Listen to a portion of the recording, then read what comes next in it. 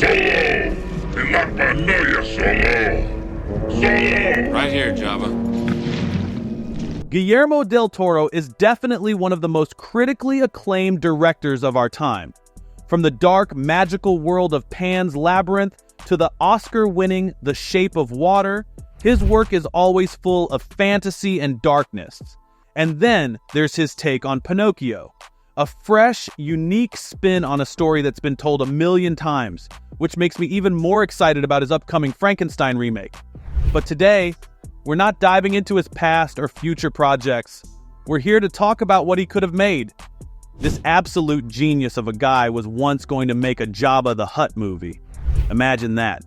It would have been something totally different, but, well, things didn't exactly go as planned. We've heard about a bunch of Star Wars projects that never happened, but the Jabba one was like the ultimate what could have been. It could have been the first Star Wars project not focused on a human or some alien that just looks like a painted human. Too bad it all fell apart. Star Wars, hands down, is like the holy grail of fandoms. Everyone's all in for it. They're pumping out stories left and right, mixing our classic heroes with some fresh faces. Think the Book of Boba Fett, The Bad Batch, Obi-Wan Kenobi, Andor, Tales of the Jedi, The Mandalorian Season 3, Ahsoka, The Acolyte. Star Wars awesomeness is hitting us non-stop. But is it really as awesome as it seems?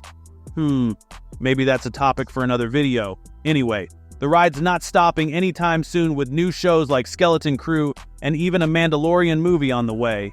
But with all this growth, some projects didn't quite make it. Ever think about the ones that got away? Like Josh Trank's Boba Fett movie or Colin Trevorrow's Episode 9, Duel of the Fates? Those were on the radar but never happened. And then there's the mystery of the Jabba the Hutt project. We all wanted that space gangster spin-off, but something clearly went wrong. So, what was it supposed to be? So, the Jabba the Hutt project is kind of Star Wars' best-kept secret. There's not much out there, just some vague whispers. Back in the summer of 2017, Variety casually mentioned it while talking about Disney's plans for Obi-Wan Kenobi. They dropped a little bombshell about a Jabba story being in the works, saying, some of the other standalones in development include a Jabba the Hutt story and a Boba Fett movie. They didn't say whether it was going to be a movie or a series, but remember, Disney Plus wasn't even around back then. It was all about the big screen. The Mandalorian wasn't even on the radar yet. Fast forward a bit and Disney Plus drops, and The Mandalorian becomes this huge hit. So it's safe to guess that Jabba was likely planned as a movie alongside the Boba Fett flick.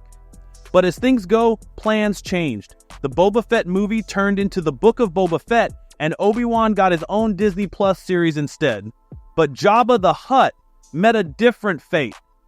It's sad as Del Toro had his eye on Jabba the Hutt for a while.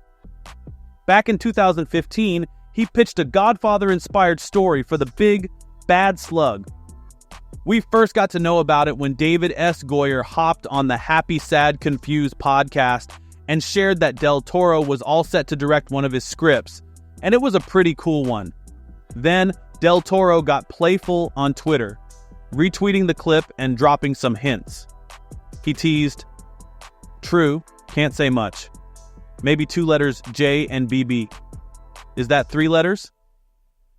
Later, in an interview, Del Toro spilled even more details about the canceled Jabba the Hutt movie. He was super excited about it, talking about Jabba's rise and fall. But, you know how Hollywood works. It's not his IP, not his money, and after about 30 drafts, the project just disappeared. Guillermo's take? He said, "Good practice, guys. We designed a great world. We designed great stuff. We learned." Bittersweet, but at least we know they came up with some awesome ideas for Jabba's world. Lucasfilm never officially made a big deal out of it. No grand announcement or anything. So technically, it wasn't even canceled. It just never had the chance to shine on the big stage. It was more of a behind-the-scenes secret that almost made it. So, why didn't it happen? The Jedi Archives might not have the official reason, but we can take a few educated guesses based on the recent Star Wars roller coaster. First off, let's talk about the elephant in the room. Solo, a Star Wars story. That movie hit theaters in 2018, and let's just say the force wasn't with its box office numbers. It didn't perform as well as Lucasfilm and Disney had hoped, and the fallout was real. They put the brakes on a bunch of Star Wars projects, including films about Obi-Wan and Boba Fett. Since Jabba's project was just starting to take shape around the same time Solo flopped, it's pretty safe to assume that the underwhelming response to Solo played a big role in the decision. When the higher-ups see one project struggling, they tend to pull the plug on others in the works. It's like a chain reaction, and sadly, Jabba's project probably got caught in the fallout. When Han Solo himself struggled to pull in big crowds, it's no surprise that doubts started creeping in about a supporting character like Jabba the Hutt being able to do the same. The Boba Fett and Obi-Wan Kenobi projects got a bit of a pass because they're fan favorites. People lose their minds over those characters. But Jabba, as iconic as he is as a gangster, doesn't exactly have that universal appeal. Solo's struggles weren't just about box office numbers. It also gave a glimpse into what audiences were really vibing with. The movie explored the darker criminal side of Star Wars, and if people weren't fully into that, it didn't bode well for a Jabba-focused flick. It's almost like Solo was the test run, and the intel didn't look good for a Hutt-centered adventure. So, in the grand scheme of things, Solo's lukewarm reception probably made the higher-ups rethink the idea of a Jabba movie.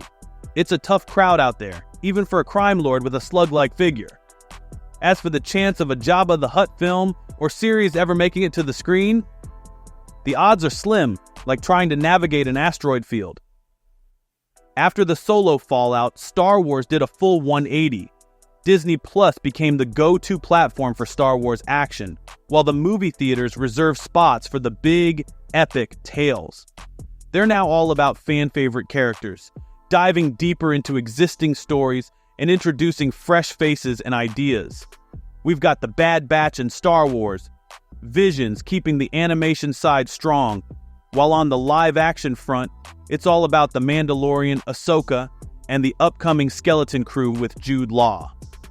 They're laser-focused on expanding the post-return of the Jedi era. And with Jabba, well, being a little past his prime during that time, it's safe to say he's not making a big comeback anytime soon. Jabba the Hutt isn't just your typical galactic gangster, he's the dawn of the Star Wars underworld, running the show ever since his iconic debut in Star Wars Episode 6, Return of the Jedi. But Jabba's impact goes way beyond just his slimy presence on screen.